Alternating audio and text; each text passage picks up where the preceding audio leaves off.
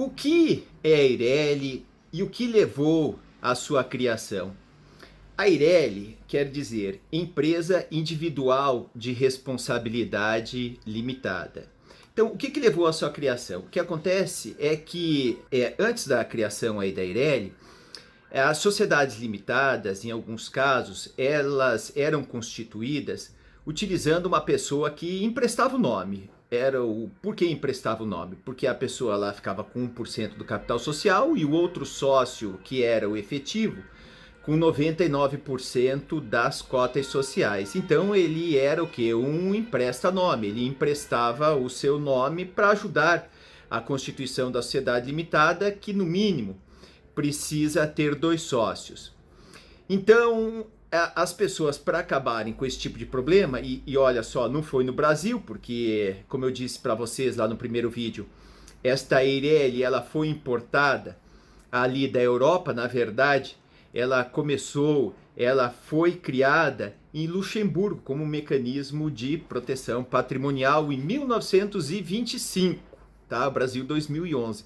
Então, o Brasil copiou aí com um pouco de atraso esta questão aí da Eireli, tá?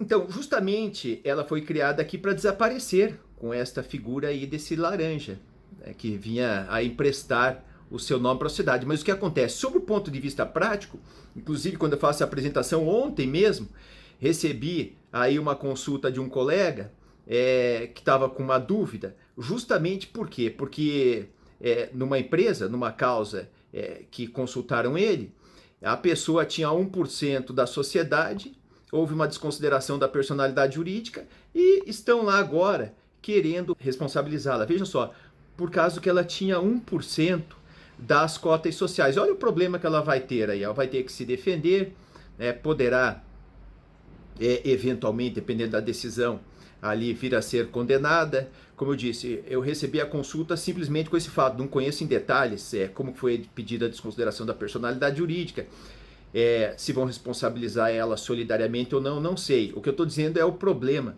aí que já foi passado pelo fato de ela constar na sociedade lá com 1% das cotas sociais. Então veja, para acabar com esse tipo de problema, que a pessoa emprestava o nome e agora está tendo um problema aí de responsabilidade solidária, por uma dívida ali que é razoavelmente alta, para acabar com esse problema, então foi criada aí esta Eireli, né, empresa individual de responsabilidade limitada, através da lei 12.441 do ano de 2011, tá? Como eu havia dito para vocês lá no vídeo anterior também, na França existe já esta, entre aspas, só que não é o mesmo nome Eireli, mas é parecido, desde 1985 já existe na França esta nossa Eireli, tá? Agora, no que esta Eireli ela vem se diferenciar das outras sociedades, tá? Então, algumas comparações que nós podemos fazer aqui de uma maneira breve. Vou acompanhar aqui no mapinha mental que eu tenho.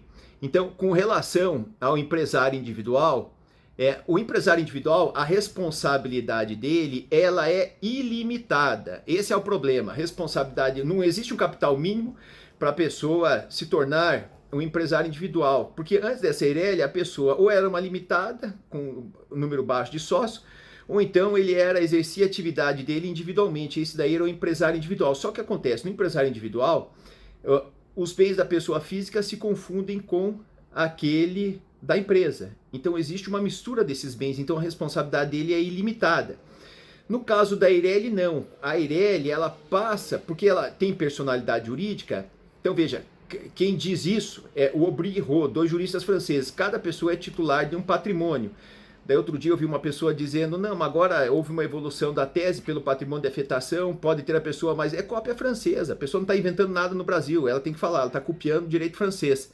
O Aubry e Roux, e depois disseram que esse patrimônio de afetação, que foi criado lá, a pessoa poderia ter mais um patrimônio. Mas aqui, como regra geral, cada pessoa tem um patrimônio. Então, a Eireli, como ela tem personalidade jurídica, o que acontece? Ela vai ter ali um CNPJ. Ela vai ter o CNPJ, ela vai ter aquele patrimônio dela. A pessoa tem um CPF. O CPF é um patrimônio, o CNPJ é outro. Então, porque tem a personalidade jurídica, aquela pessoa jurídica, que está registrada corretamente no registro competente de atividade empresarial, então, na junta comercial, então ela passa ali a ter personalidade jurídica e passa, então, a ter o seu patrimônio, esta Eireli. Então, veja, ela tem o patrimônio dela e aquele titular dela, aquela pessoa física, vai precisar ali de uma pessoa física ou de uma jurídica, a gente já vai ver, mas aquele titular dela, ele tem o patrimônio dele e ela tem o patrimônio dela, cada um tem o seu patrimônio. Então, o que acontece? Ela vai se diferenciar do empresário individual, por quê? Porque a partir do momento que tem essa personalidade jurídica, ela vai vir justamente para limitar a responsabilidade desse titular. Então ela vai fazer o que? Ela vai limitar a responsabilidade desse titular ao valor ali mínimo, que será aquele necessário para a constituição do capital social, que é de 100 salários mínimos, então R$ 100.400. Então, a responsabilidade daquele titular, no máximo, ela poderá atingir R$ 100.400. E serão o quê? Expropriados aqueles bens que foram utilizados para a integralização do seu capital social.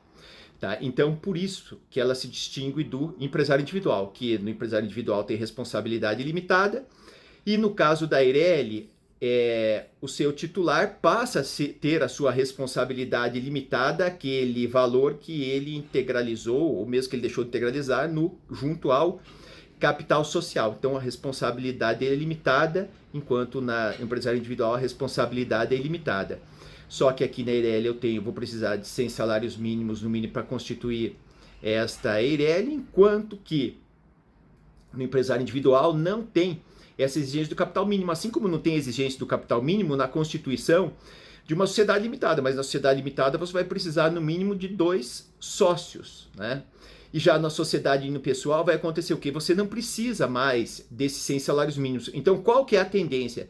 A tendência é que venham a desaparecer estas Eirelis, as pessoas não criem mais Eirelis e venham a constituir a sociedade unipessoal de responsabilidade limitada, que não precisa, e o grande problema aqui na Eireli é o fato justamente dela necessitar da integralização desse capital mínimo equivalente a 100 salários mínimos vigentes aí a época, o momento da sua constituição. Então, com relação aí à sociedade limitada também, a sociedade limitada tem a responsabilidade dos seus sócios limitada ao capital social. A MEI, o que vai ser? O microempreendedor. Mas o que acontece? Esse microempreendedor ele tem que ter um faturamento máximo anual de R$81 mil. Né? Ele só pode ter um funcionário? Não tem esse tipo de problema no caso da Eireli, não tem esse tipo de problema no caso da sociedade unipessoal. Então, a gente vai vendo que existem essas diferenciações aí entre a Eireli e a sociedade unipessoal. Como eu disse, a sociedade unipessoal ela vai vir acabar ocupando esse espaço aí do passado da Eireli. Mas essas empresas que foram constituídas, que já são Eirelis hoje, continuarão sendo Eirelis e poderão, é claro, se quiserem se tornarem ali uma sociedade unipessoal, não existe nenhum empecilho aí para este tipo de problema, tá? Então, o que acontece? Essas são aí algumas das diferenças que nós temos, né, com relação à diferenciação entre a MEI, a Eireli, a Sociedade Unipessoal de Responsabilidade Limitada e a Sociedade Limitada.